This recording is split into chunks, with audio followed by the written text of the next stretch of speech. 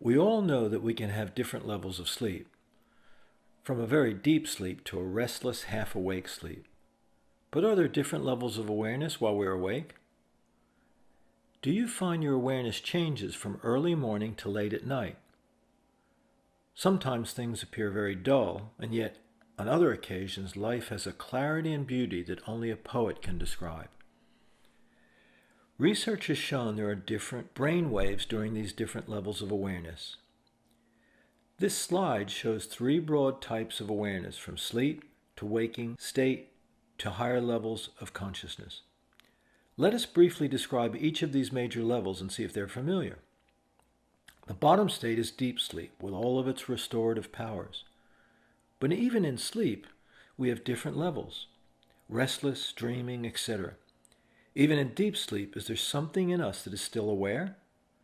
What is it that is aware and wakes a mother up when her infant stirs in the dead of night? Or have you ever set an alarm clock to wake up at 6 a.m. in the morning to go to the airport, and you wake up 5 minutes before the alarm goes off? So there seems to be an awareness even in the deepest of sleep. Coming out of sleep, we can feel refreshed or feel tired, and like we've been awake all night. During the day, in our ordinary awareness, are we really fully awake? How often have we traveled to work and then realized we're only dimly aware of what has occurred along the way? We can't remember seeing anything or anyone along the way. Have you ever been meeting with another person and noticed your mind is off on something else while you're talking to you? Your eyes are wide open, but nobody is home. In this ordinary state of awareness, we appear awake but are caught up in our own thoughts and feelings and are not really present to what is around us. There are occasions, however, that are quite different, when we're able to see and hear things much clearer. And sometimes we see old things in a whole brand new light. This is called waking up to the moment. This waking up and seeing the situation fully is a very important level and happens rarely. Think what it would be like if this awareness were more frequently available to you, so that you were highly aware and able to see and understand things clearly and fully in every moment. Here is a quote, not by a poet or a philosopher, but by an astronaut speaking of one of those moments. I had the experience of recognizing that it is all connected, and it is not, as we in science have tended to believe, a cosmic accident. It is not that way at all. I recognize that the molecules of my body and the molecules of the spacecraft were manufactured in the furnaces of ancient stars billions of years ago. I realize that everything is part of this process that created us, and there is a connection between all of it. It's an intelligent universe, not just a piece of inanimate matter floating around. Edgar Mitchell is seeing the earth very differently than his ordinary awareness. He sees that everything is connected through time and space. This is quite a majestic vision, but what about our everyday experience? When have you had an experience of seeing something more clearly, or having a wider, bigger picture of things, or a real moment of joy? We sometimes call this an aha experience. Look during the next week for more moments of greater awareness and add them to your journal. Compared to this type of experience, where are you for most of the day? How much of the day do you spend in thoughts about what you're going to do in the future, commenting on what just happened, or reliving past events? How much of the time do you spend somewhere else rather than in the present? Observation and mindfulness are clearly linked. Before we can experience the highest levels of awareness, we need to be able to see without our teacup being full. So let's look more closely at our ordinary state of awareness. Consider your state of mind today. How much of the time were you thinking about other things?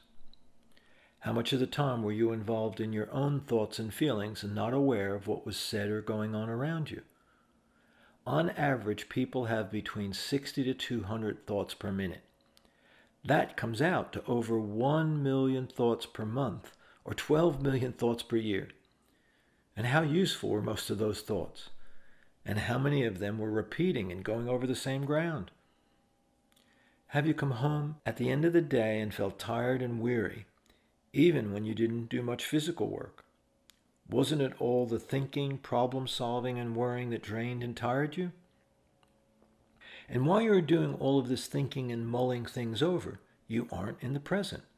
You are in your own world and not connected to the moment and the people around you. Sometimes it can feel like we're attentive to other people when we really aren't. For example, a person is saying something and we're already thinking about what we're going to say when they stop speaking. We aren't listening to them. We're listening to our own inner voice. It is very easy to see when someone else isn't in the present. They do some of the following. Their eyes have a distant and glassy look. They are fidgeting or tapping their fingers or feet. They say aha or yes, but you know they don't really understand what you said. They say yes, but, which means they have stopped listening to you and are paying more attention to what they want to say next.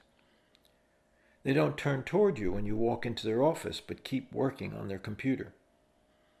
Or they remember very little of your last conversation. Or the person makes a quick judgment about what you're saying without giving you a chance to finish. These signals and others show that the other person feels they have more important things to do than to give you their attention. By not being present, they are sending you a signal they care more about other things than they care about you. While this is easy for you to see in other people, it's also easy for other people to see when you do these things. And it sends the same signal that you don't care about them. A central skill of mindfulness is first to be aware when you're not in the present and are thinking and feeling about other things. Then you need to let these thoughts and feelings go and give your attention in a relaxed, non-judgmental way to the person. This is a great first step in being mindful. The following exercise, called the Mindful Awareness Exercise, is a simple way to bring yourself into the present and is a fundamental skill for all the other techniques you will learn in the Mind Flow course.